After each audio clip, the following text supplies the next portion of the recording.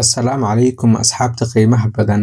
Qisadeena maanta waxay ku saabsan tahay sheeko hore oo ka dhacday dalalka Islaamka. Waxaa jiri jiray boqor daacad ah oo si wanaagsan u xukumi jiray dalkiisa. Boqorkan wuxuu ahaa nin Ilaahay ka baqa, dadka dalkiisuna aad bay u jeclaayeen. Sababtoo ah wuxuu ilaalin jiray xuquuqdooda, mana ogolaan jirin in la dulmiyo. Boqorku wuxuu lahaa caado gaar ah. Galab kasta wuxuu mari jiray magaalada si uu dadkiisa uga warhelo una hubiyo xaaladooda. Maalin maalmaha ka mid ah, markuu magaalada soo wareegay oo qalcaddii ku laabtay, ayuu dareemay daal fara badan.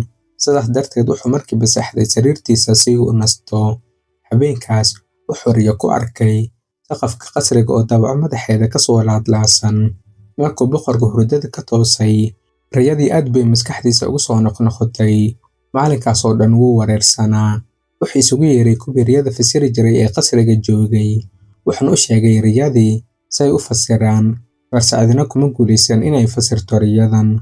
Sidaas darteed wuxuu amray in dalkoo dhan la ogeysiiyo. Qofkii fasira riyadaas wuxuu heli doonaa abaalmarin kasta uu dalbado.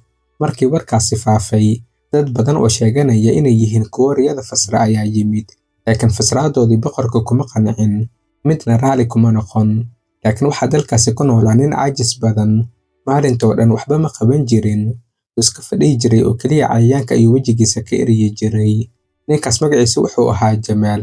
Jamaal markuu maqlay ogeysiiska boqorka ee ahaa in la siinayo abaalmarin weyn qofkii fasira boqorka riyadiisa, wuxuu is yiri fursaddan lama dayn karo.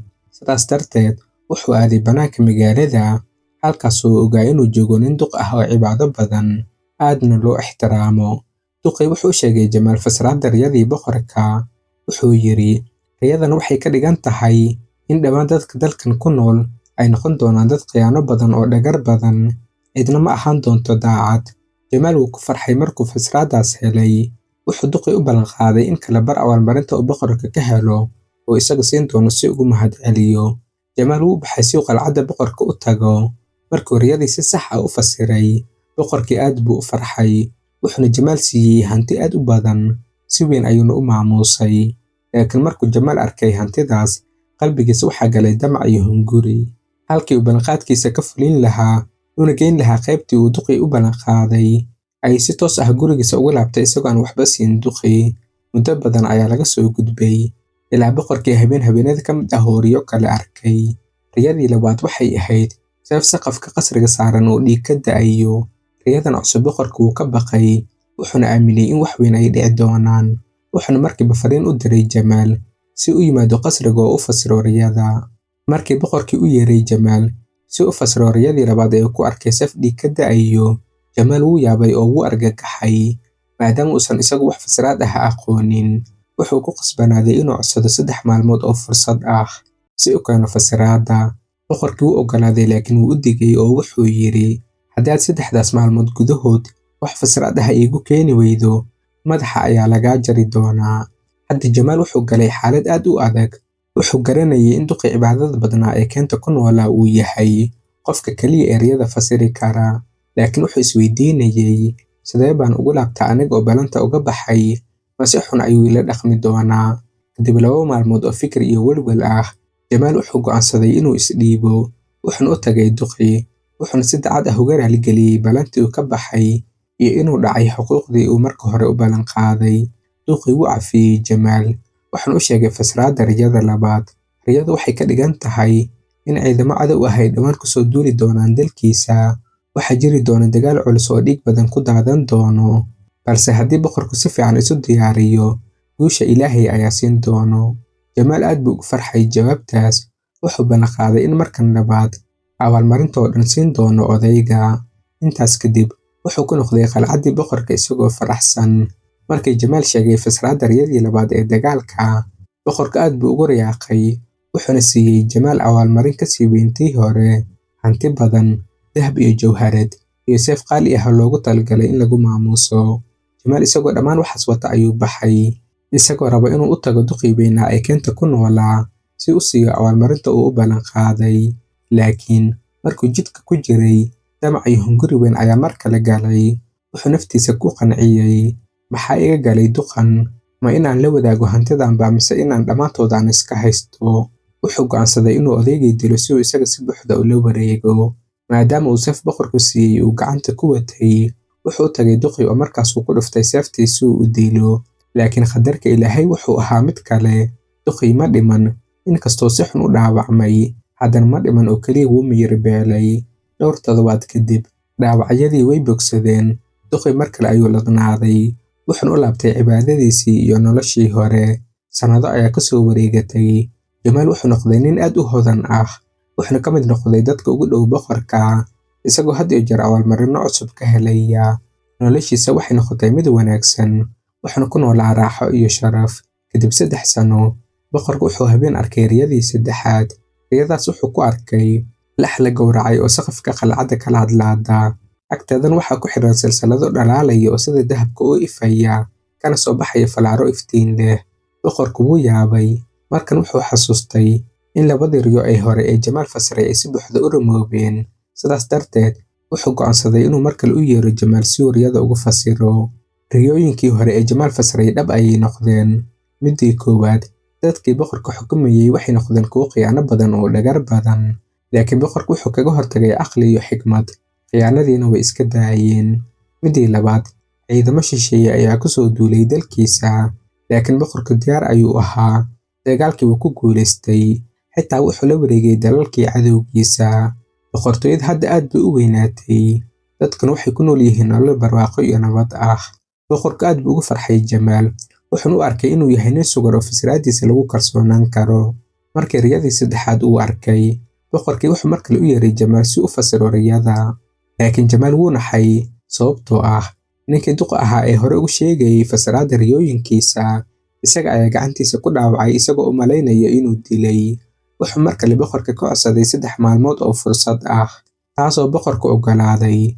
Markaas ayuu gurigiisa ku laabtay, iskuna xiray qolkiisa, isagoo si aad ah uga fikiraya wuxuu samayn doono. Wuxuu ahaa mid werwersan, murugaysan oo cabsanaya. Wuxuu dareemay in markan wax xal ah uusan haynin. Ugu dambayn, wuu isdhiibay. Wuxuu ka baxay guriga, isagoo aadaya keentii uu hore uga helay duqii cibaadada badnaa, isagoo rajaynaya inuu markan heli doono nin kale oo xikmad badan. Markuu marayay dariiqii keenta, si lama filaan ah ayuu u arkay isla duqii hore, oo isagoo u malaynayay inuu hore u dilay. Markii Jamaal arkay in duqii uu islahaa waa dishay uu weli nool yahay, wuu yaabay oo hoos ayuu eegay. Wuxuu dareemay ceeb iyo murugo aad u weyn. Wuxuu doonayay in dhulka furo oo uu ku dhunto, wuxuuna bilaabay inuu wejigiisa qariyo isagoo la dhididay ceeb iyo ciil darteed.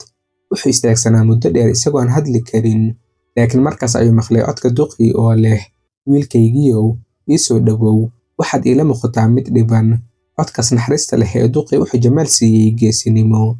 Markaasuu orod ku yimid, lugaha duqii ayuu ku dhacay isagoo ooyaya, wuxuuna isagoo qalbi jabsan odaygii ka raaligeliyey qaladkii uu galay, gaar ahaan isku daygii uu ku dilayay. Duqii wuu cafiyey, wuxuu Jamaal ka qabtay gacanta, kor ayuu istaajiyey oo laabta ayuu geliyey, si uu tuso inuu ka cafiyey qaladaadkiisa. Kadibna wuxuu weydiiyey, "Maxaad iigu timid markan?" Jamaal wuxuu uga warbixiyey riyadii cusbeed ee boqorka, wuxuuna u sheegay in fasiraadihii hore ee duqa bixiyey ay sabab u noqdeen inuu helo maqaam sare, sharaf iyo xurmad boqortooyada dhexdeeda ah. Wuxuu qirtay in noloshiisa isbedeshay kadib markii uu raacay tilmaamaha odayga. Duqii markaas wuxuu u sheegay fasiraadda riyadan cusub. Wuxuu ku yiri, "U sheeg boqorka in riyadiisa ay ka dhigan tahay in hadda wixii ka dambeeya uusan ka cabsan cidna, dalkiisan uu noqon doono mid nabad ah, barwaaqo ah, dadka deganna ay noqon doonaan kuwo wanaagsan oo toosan." Jamaal aad buu ugu farxay jawaabtaas, wuxuuna si degdeg ah ugu laabtay qalcaddii boqorka, wuxuuna u sheegay fasiraadda riyadiisa. Markii boqorku maqlay fasiraaddii riyadiisa ee Jamaal u keenay, taasoo ahayd in dalkiisu hadda noqon doono mid nabad iyo barwaaqo ah, dadka deganna ay noqon doonaan dad wanaagsan, aad buu u farxay. Si ugu mahadceliyo, boqorkii wuxuu siiyey Jamaal abaalmarin aad u weyn, hanti, dahab iyo jawharad, wuxuuna u magacaabay wasiirkiisa gaarka ah. Marka Jamaal wuu toobad keenay oo wuu isbedelay, wuxuu qaaday dhammaan abaalmarintii, wuxuuna u tagay duqii wanaagsanaa, wuxuuna hortiisa dhigay bur dahab ah iyo jawharad badan. Duqii markuu arkay hantidaas badan, wuu dhoola caddeeyey, wuxuuna yiri, "Wiilkaygiiow, waxan oo dhan aniga uma baahni, kulligood adiga ayaa iska leh, qaado." Jamaal wuu jilba jabsaday isagoo ilmo ka qubanayaan, wuxuuna odaygii mar kale ka codsaday cafis, isagoo u sheegay inuu ka toobad keenay dembiyadii hore. gaar ahaan damacii iyo weerarkii uu ku qaaday odayga. Duqii si xigmad leh ayuu ugu jawaabay, wuxuu yidhi, wiilkaygiiow, waxba kuma lihid dembiyadaas, wax kasta waa qadar Ilaahay qoray. Dhammaan waxyaabihii aad samaysay waxay ahaayeen qayb ka mid ah fasraadda 3 riyo ee boqorku arkay. Duquu u sii sharxay oo wuxuu yidhi, markaad diiday inaad isiiso nuskii abaalmarinta hore, waxaad rumaysay riyadii koowaad ee ahayd, dadku waxay noqon doonaan khiyaanoolayaal dhagar badan. Markaad igu weerartay seef, waxaad rumaysay riyadii labaad oo ahayd dagaal iyo dhiig. Markaad markan toobad keentay, qof wanaagsan noqotay oo daacad u noqotay dalka, waxaad rumaysay riyadii saddexaad oo ahayd nabad iyo barwaaqo. Gabagabadii, asxaabta sharafta badan, waxaan rajaynayaa in qisadan aad ka hesheen. Ha iloobin daawada inaad like, share iyo comment siiso sheekada si aad iigu dhiirigeliso inaan soo daayo sheekooyin dheeraad ah. Subscribe saar oo furo gambaleelka si aad u ogaato markaan sheeko cusub soo dhigo. Ilaa kulankeena dambe, waxaan idin leeyahay nabadgelyo.